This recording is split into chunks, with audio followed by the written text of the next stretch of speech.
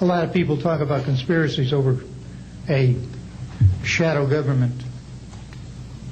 I'm willing to testify before Congress that these black operations do exist. I nearly became part of it. But I saw the light, I think.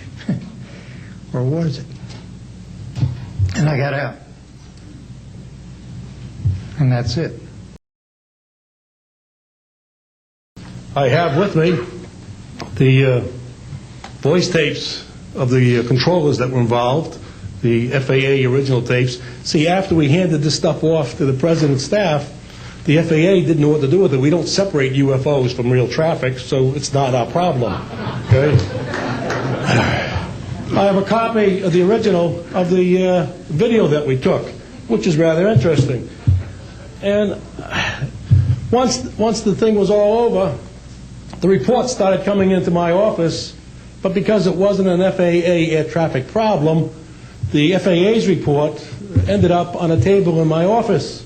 And it stayed there until I retired, when one of the staffers packed up all my gear and helped it move to my house. Also, in a box I found just a few days ago, in my 1992 tax return, I have the target printouts from the computer data, which, so if you wanted to return or look at every target that was up there at the time, you can now reproduce this from this piece of paper here.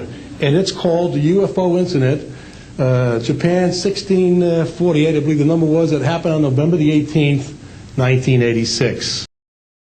And it is the truth. Now, because of this, I've stayed interested in UFOs. And I'm the Eastern Director of the Mutual UFO Network.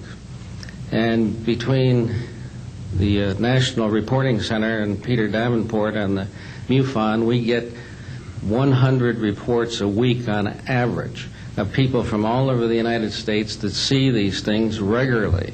And if you start checking, they're out there and they're low, and people are seeing them all the time. And these are highly qualified people, all of whom essentially give us the reports by email. I would like to relate about 3 different experiences, if you will, that relate to UFOs. As a young lieutenant over in Germany, at Ramstein Air Base, Germany, back in the early 60s, I was in charge of the cryptographic center. I had a top secret crypto clearance at that time. And I can clearly recall seeing a message that went through my crypto center which said that a UFO had crashed on the island of Spitsbergen, Norway, and the team of scientists were coming to investigate it. Going forward to the 1967 time frame, I was assigned to the 28th Air Division at Great Falls, Montana, and I was the officer in charge of the communications center there. Also, I was a top secret control officer for the division. I had a crypto account. I was an account custodian, and I also passed out nuclear launch authenticators.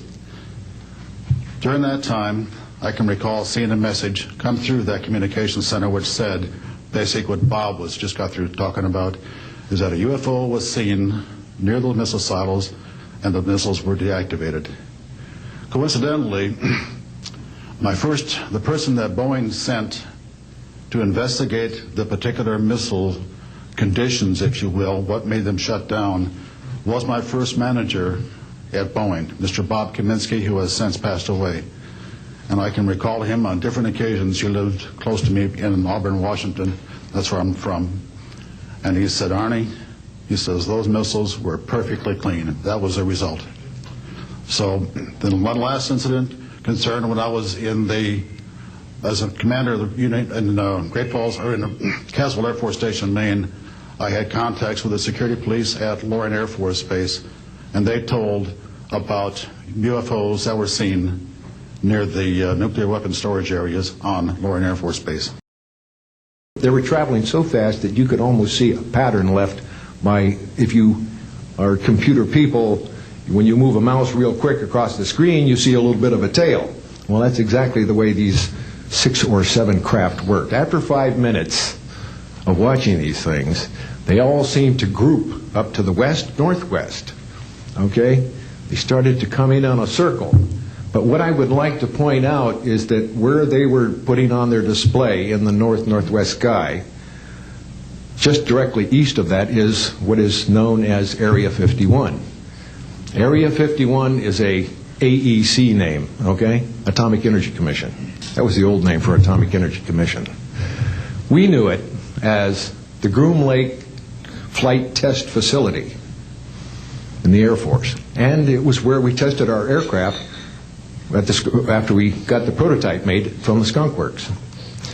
So here are these, let's get back to the circle in the sky. What they did was coalesce and started rotating in a circle, and then they disappeared. Well, I thought, gee, this is something that we have to keep quiet. That was verified by the Chief of Security. But we waited there and talked it over for a little bit, and it seemed like, I think it was an hour. Then came the radar people from the scopes, which were at 10,000 plus feet, came down for their dinner at 2 o'clock in the morning. And the first person off the bus was a good friend of mine, Anthony Kesar. He said, he was white as a sheet, and he says, "Did you see that?" Yeah, we all said, yeah, it was a nice display. What a show. He says, "We documented them on radar." And he says, "We didn't give them clearance.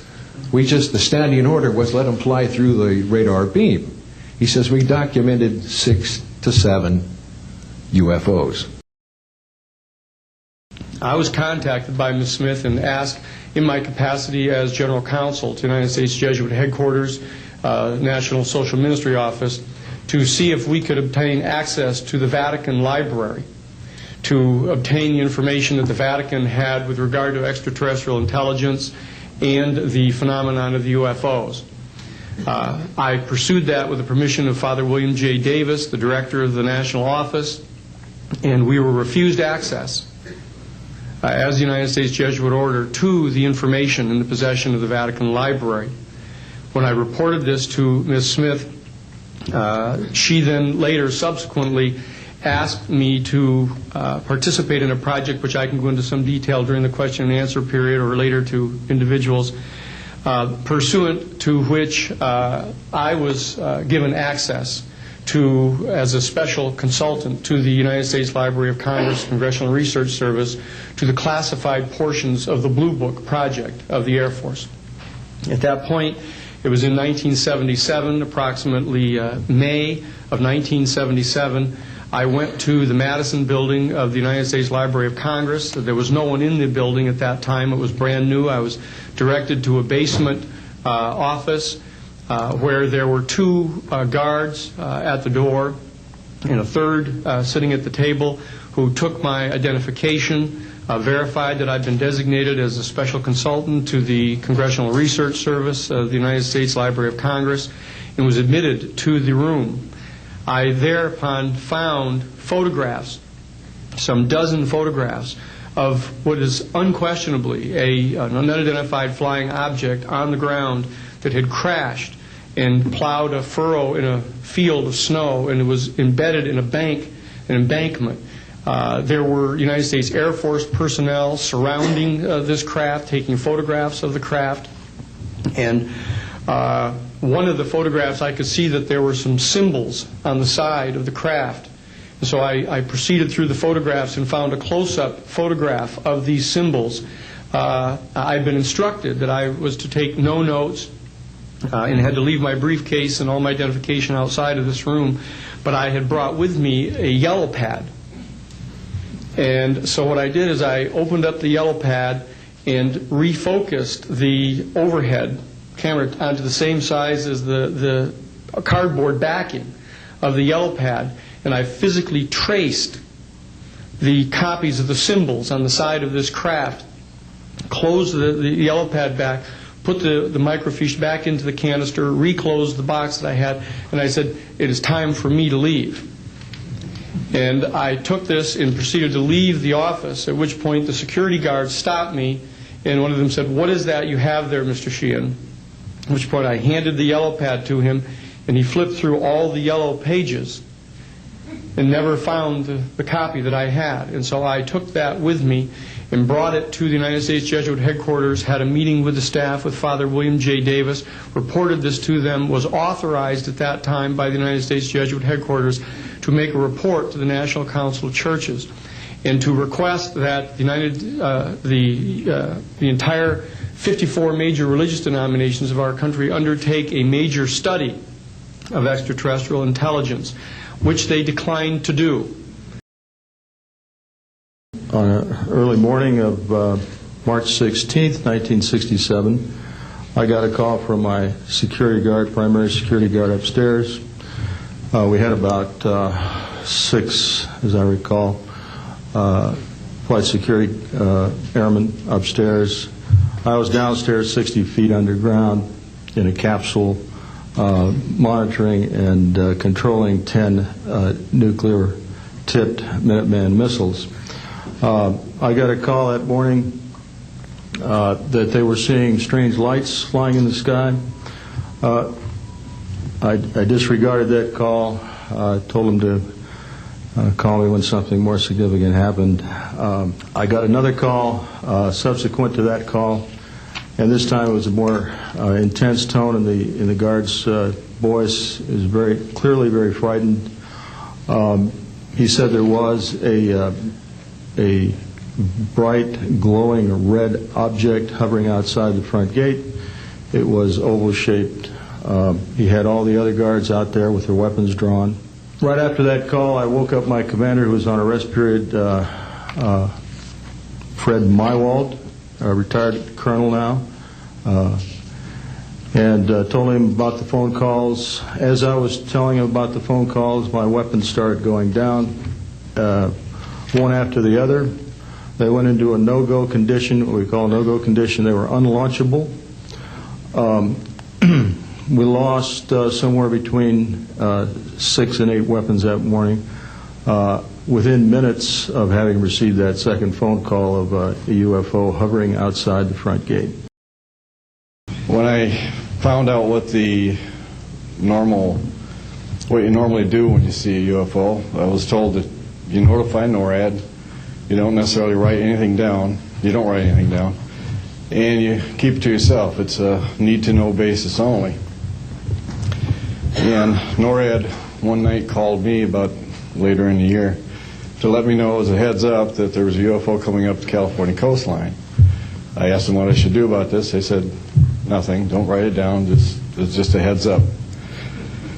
And then late 1972, while stationed at the 753rd Radar Squadron in Sault Ste. Marie, Michigan, I received a couple panicky calls from police officers who were chasing 3 UFOs from Mackinac Bridge up I-75. So I immediately checked the radar, confirmed that they were there, called NORAD, and they were concerned because they had 2 inbound B-52s going to Kinslow Air Force Base. So they diverted them because they didn't want any proximity to the 2. For the last 21 years, I have worked as a conceptual artist for a variety of defense contractors. I've been involved in conceptual artwork of the production thereof for Rockwell on the X-30 program, and also on the HISTEP program. That's spelled HYSTP, means Hypersonic Testbed Program. During the course of my career, I've twice had a secret security clearance. In 1967, while my father was stationed at Westover Air Force Base, the headquarters for 8th Air Force Strategic Air Command, I witnessed and watched through a telescope a UFO which hovered over a nuclear weapons storage facility for approximately 10 minutes and then departed with an acceleration approaching a bullet leaving a rifle barrel. In 1988, in November, a college buddy of mine, an associate by the name of Brad Sorensen, informed me that he had personally witnessed 3 flying saucers at a very large hangar at Norton Air Force Base during the course of an air show that was held on Saturday, November 12, 1988. I subsequently called my congressman from that district. I called his office. This was Congressman George E. Brown, Jr., who at the time was the chairman of the Congressional Committee on Space Science and Advanced Technology. I naturally assumed that since this presentation that Brad talked about was for top military brass and certain congressional individuals, that his office must have coordinated this with the local Air Force Office of Public Affairs. A male staff member in Congressman Brown's office not only confirmed the exhibit, but the fact that there were 3 discs at that exhibit. These discs were hovering off the floor without any visible means of support. They were referred to as alien reproduction vehicles, also nicknamed the flux liner because they used high voltage electricity.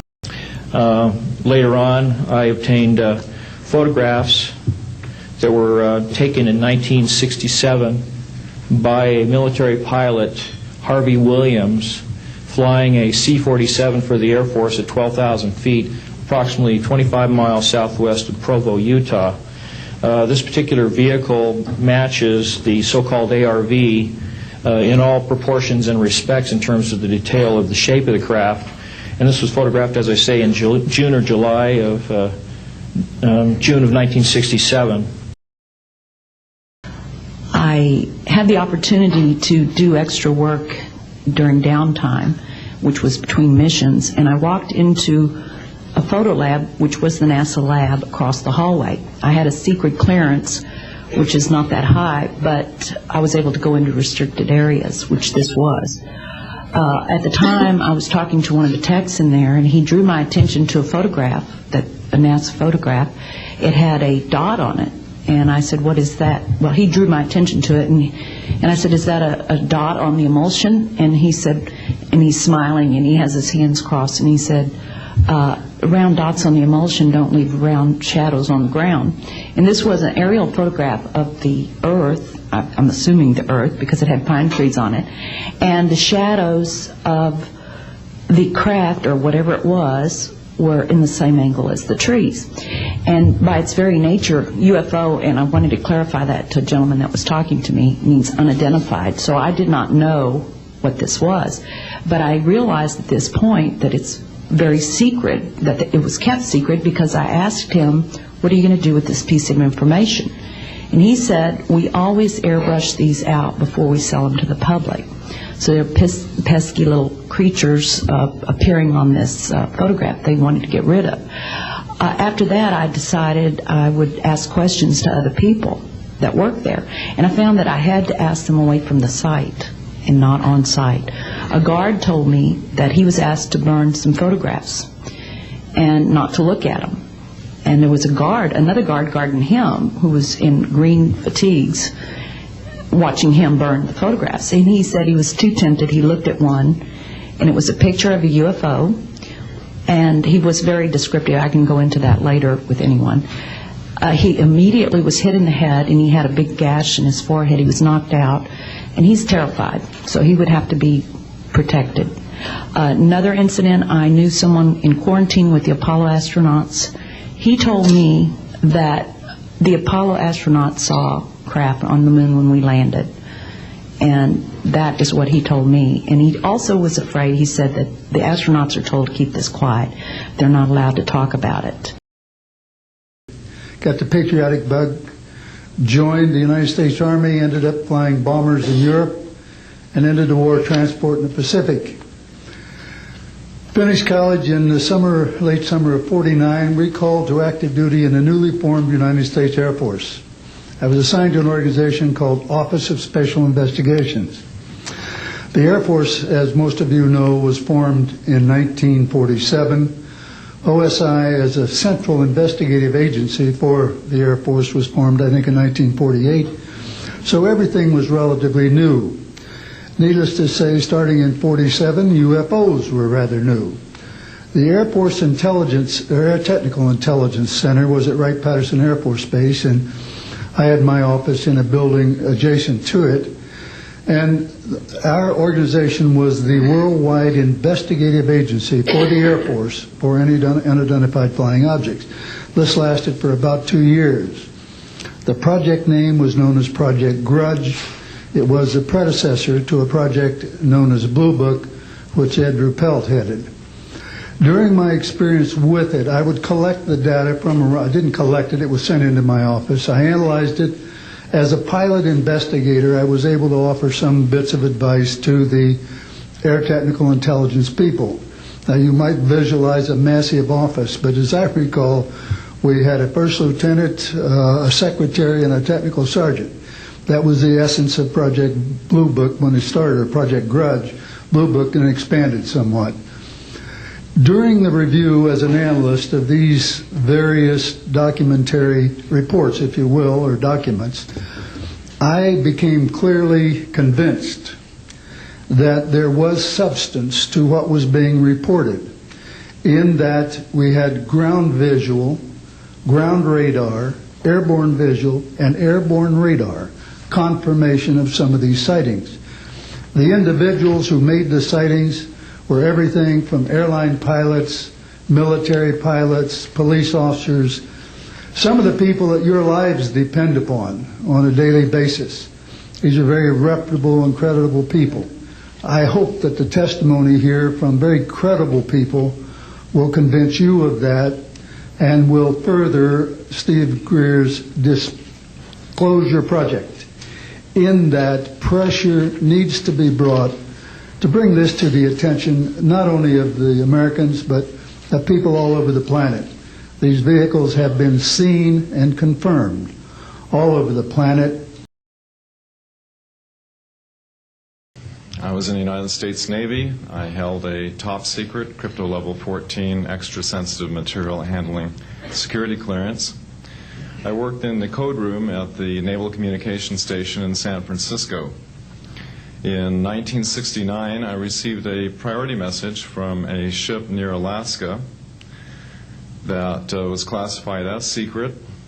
The ship reported merging out of the ocean near port bow a brightly glowing reddish-orange elliptical object approximately 70 feet in diameter, emerged out of the water, shot into space, traveling at about 7,000 miles per hour. This was tracked on ship's radar and substantiated. Years later, I worked at the Naval Electronic Engineering Center in San Diego for 13 years. The co-worker who I worked with worked at the NORAD facility. When he first started working at the facility, he noticed objects going on the screens that track everything out in space and in the air, objects going off the scale, doing right-angle turns. When he inquired, his older supervisor advised him that, quote, it was just a visit from one of our little friends. This month in 1958, about 6 a.m., I heard a noise outside that sounded like a pulsating transformer. I sat up in my bunk, I looked out the window, I saw a craft heading for the ground and crashed. Pieces broke off of that craft, immediately took off again. So there's a lot more to that story, but I've got to speed this up. Now, the next night, I was on radar duty. I get a call from the Gaithersburg missile base. He says, hey, I got 12 to 15 UFOs outside 50 to 100 feet above me. So I asked him, I said, what does it sound like? He took his head mic off, held it out the van window, and said, here. And the same sound I heard the previous morning, except a lot more of them. So my radar was on standby, so I immediately turned it on and got the blip just outside of the ground clutter. I marked it on my radar screen. And then for a few minutes later, all of a sudden they took off. As they took off, the sweep came around, hit the blip. The second, when it came around, it hit it again. That blip was 2/3 away off my radar scope. In order to get that far at a constant velocity was 17,000 miles an hour. That was my first incident. The craft was tracked by radar in excess of 1,800 miles an hour. It never did get to our altitude. We had 31 passengers, plus the psychiatrists and the crew members that all cited this at different areas. When we landed at Argentia, Newfoundland, we were interrogated by the Air Force, an excellent interrogation, Captain Paulson. When we landed at the Naval Air Test Center here at Patuxent River, we were required by Navy intelligence to make out individual reports. Out of the National Archives, I have the 18-page official Navy and Air Force report. I've made up a report to straighten out all the truth. There's a stack of books out there this high that have written all of this up. So the truth is here. I will testify under oath before Congress that everything that I have said is true. We have to disclose what we know, and I am willing to testify before Congress under oath or before any other organization that what I witnessed was true. I'm prepared to go to Congress, to swear before Congress that everything I've told you people and everything that is here is the truth. And I'd be glad to testify to Congress that this is absolutely the truth. I will say at this point, to keep it short, that I will testify under oath as to what I say is true, and I will do so before Congress. Thank you. I'm more than happy to testify under oath to these details to the United States Congress, and would be happy to meet with any members of the press at that time. You may recall I also served as chief counsel to the Karen Silkwood case, in which we obtained the rulings in the Karen Silkwood case. I also served as chief counsel in the Iran-Contra case. It was the first one to testify before the United States Congress to the existence of the off-the-shelf enterprise of Richard C. Cord and Albert Hakim. I'll be more than happy to share the details of what I believe to be the relationship between this off-the-shelf enterprise and the secret government which is concealing this information from the American public. And I am happy and proud to serve as general counsel to the Disclosure Project. I'm willing to testify to the truth of all these matters that I've spoken about this in front of Congress under oath. And that night I answered many calls from the police department, sheriff's department and stuff. And my standard response was that there was nothing on radar. And I will testify to this under oath to a congressional hearing. According to Brad Sorensen, this is the basis of the technology for these anti-gravity propulsion systems. This particular document here describes 6 different meetings involving the Defense Intelligence Agency and cooperative efforts with the Russian scientific community in investigating this, what is called the fundamental enabling technology that was originally discovered apparently by Nikola Tesla in the early 1900s. Anyway, I could provide you much more detail at a later time, and I am prepared to testify in detail concerning these events and their truthfulness before Congress. I'm willing to testify before Congress that what I'm saying is true. I am willing to sign a sworn statement or testify to my judgment and to what I have observed.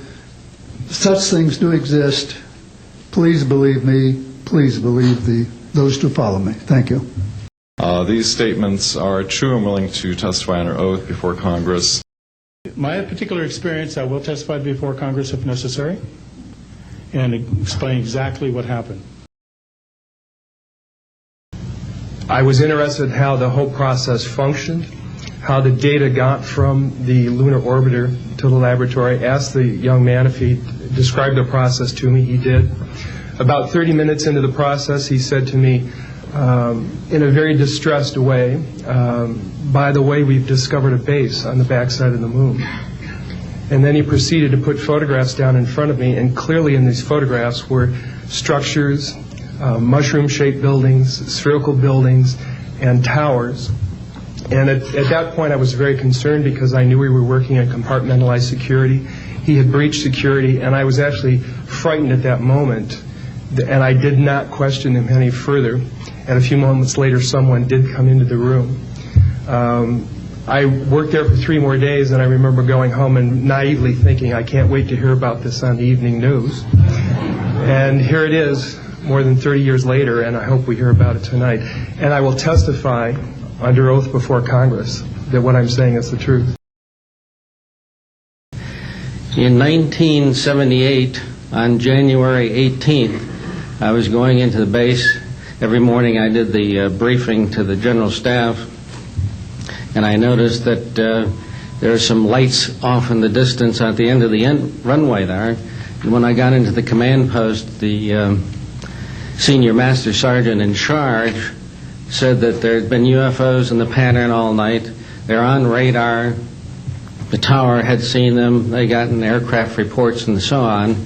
And that one had landed or crashed at Fort Dix. Fort Dix and McGuire are right together. And this is kind of like the Roswell of the East. But in any case, an alien had come off the craft and had been shot by a military policeman, and apparently was wounded and was heading for McGuire. So for whatever reason, the aliens liked the Air Force better than the Army, perhaps because they're shooting at them. But in any case, our security police went out there and found him on the end of the runway dead. And they asked me to brief the general staff, General Tom Sadler, and at the 8 o'clock stand-up briefing. And I said, I don't think I want to do this. You know, the general doesn't have a good sense of humor, and I'm not sure I believe this. So I did some checking, called the 438th Command Post, and everybody had pretty much the same story. And at 8 o'clock that morning, just before I went on, was going to brief this, and I was very worried about it. They said, don't brief it, that it's too hot, so to speak. That's pretty much my story, and I'm prepared to tell the story in front of Congress, and it is the truth. But the whole situation is, we've set back, we've told the American people that there's no such thing as UFOs. I've been involved where we have recovered these objects. We know them to be of extraterrestrials. In 1969, I had an event that happened to me while I was stationed at Fort Lee, Virginia. We went to Indiantown Gap, Pennsylvania. That would be my first exposure to any time that we would be recovering an unidentified flying object. When we went there, we already had people that was already in the facility. We were a backup team, which was supposed to be NBC because there was supposed to be some nuclear materials that was on board this craft. Later on, most people involved would have been were to be told that there was nothing on board it. It was nothing more than just a crash of one of our aircraft. I know better because I was one of the people that approached it with a Geiger counter to get surface readings. I was the first person to go ahead and see that there were bodies on it. That would be the first of approximately 12 events. UFO crashes are not events that take place every day. They're rare. I know we're not alone in the universe. I know that the absence of evidence is not evidence of absence. It's evidence that has been denied to the American people.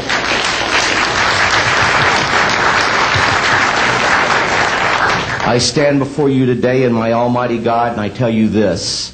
If Congress calls me in and says, will you testify in detail what you know, I stand here today prepared and ready to do just that.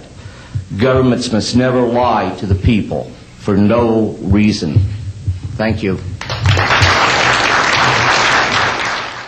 I hope my brothers in arms that went through these events will be given immunity at some point and be able to join us here. It is an honor to share the stage with all of these people.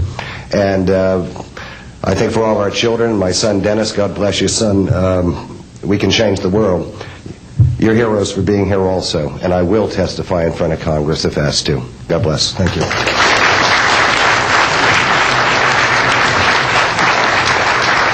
We have another 400 of these witnesses. I have carried this burden for 8 years. I'm now giving it to you, the American people and the people of the world, to take it forward. What I'd like to do now is open the audience for questions from the media. Let me get to those, okay, quickly, because we are short on time. First of all, I think initially there was an appropriate national security apparatus in place in the 40s during the Truman and also Eisenhower years. By the late Eisenhower years, we have a testimony from Brigadier General Stephen Lufkin, still a practicing attorney, that by the late Eisenhower years that he had lost control of these projects primarily because of the compartmentalization into the military-industrial complex. Operative word industrial. There are corporations such as SAIC, Lockheed Martin, Northrop, and others that deal specifically with this issue, with advanced energy and propulsion systems connected to UFOs. And I think that what has happened, from the best we can tell, from insiders that have briefed me for now about 8 years, is that we have lost control of these projects from a constitutional law perspective because the infrastructure within military intelligence and corporate channels is so well funded and so complex and labyrinthine that there are compartments within compartments within compartments, and people who are in the Congress who make inquiries, and in fact President Clinton, when he made inquiries, were simply denied access, as you heard earlier that President Carter was denied access. My question is to Clifford Stone.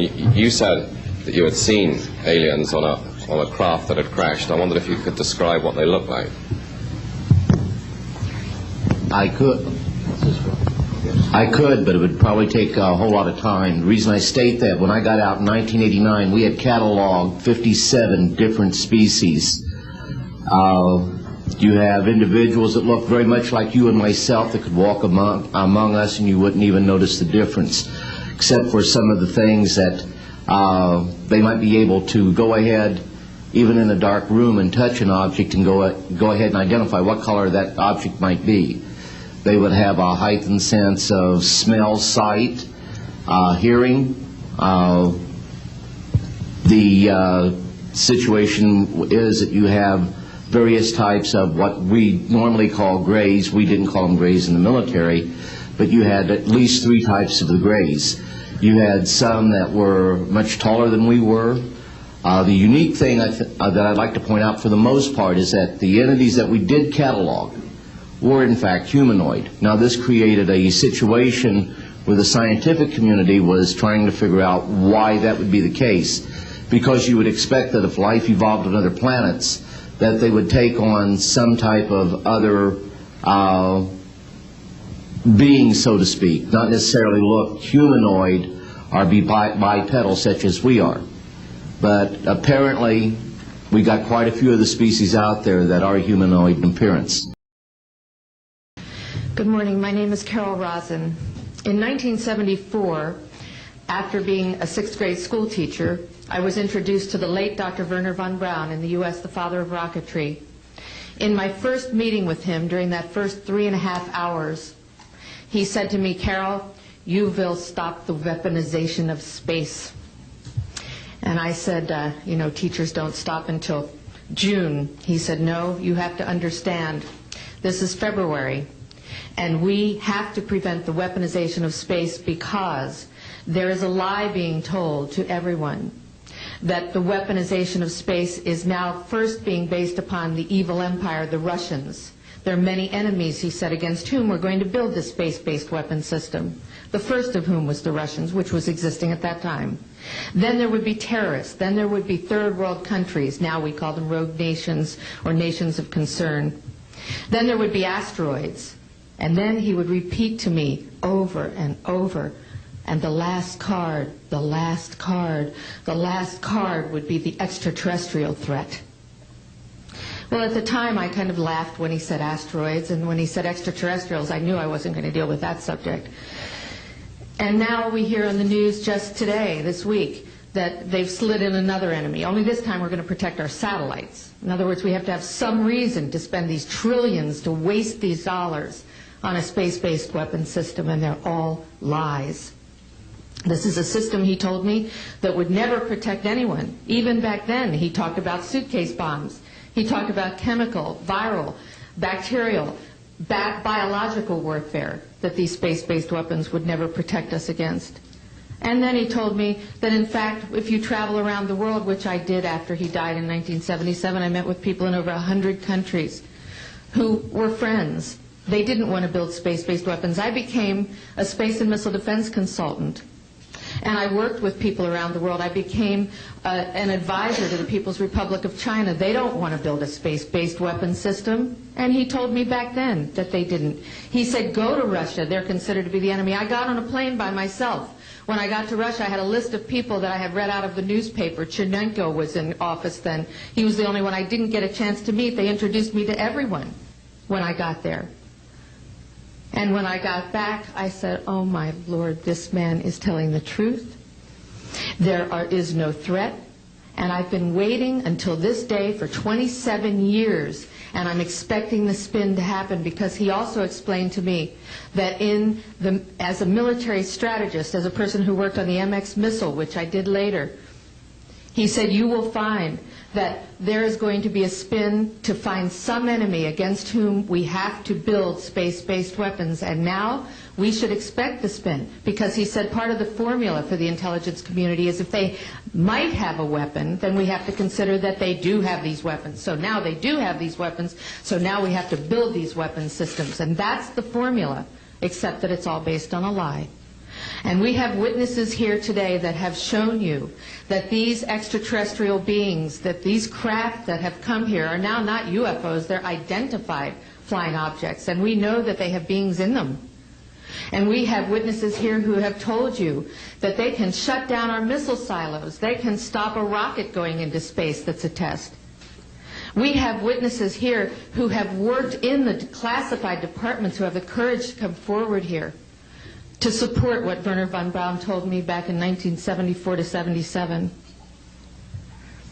And I will testify before the Congress that when I founded the Institute for Security and Cooperation in Outer Space, which I shut down a few years ago because I didn't believe we had a chance with this huge, integrated around the world, complex weapon system, that we had any chance at all of transforming that war industry into a space industry that could provide benefits, like Dr. Greer has said, of global warming. We can end that situation of that problem. We can end the energy crisis. We can build now non-polluting technologies. Wernher von Braun used to tell me that we could have cars back then that drove around off the ground. He described this to me on beams so that we have no pollution on this planet. And we can solve the problems of the people that are urgent and potential, and the other animals and the other cultures on Earth and in space. And we can end the arms race without dislocating the industry jobs, without disrupting the economy, by transforming, Wernher von Braun told me, the war industry into a global cooperative space industry that will provide, he said, finally, more jobs and profits on this planet than during any hot or cold wartime, more products and services that can be applied directly to solving the problems of this planet. And we can have a whole planet now that lives in peace on Earth, with all the cultures on Earth, and with all the extraterrestrial cultures in space. And these are words that Wernher von Braun told me in 1974, and I will testify before the Congress under oath about everything I have said and more. Thank you.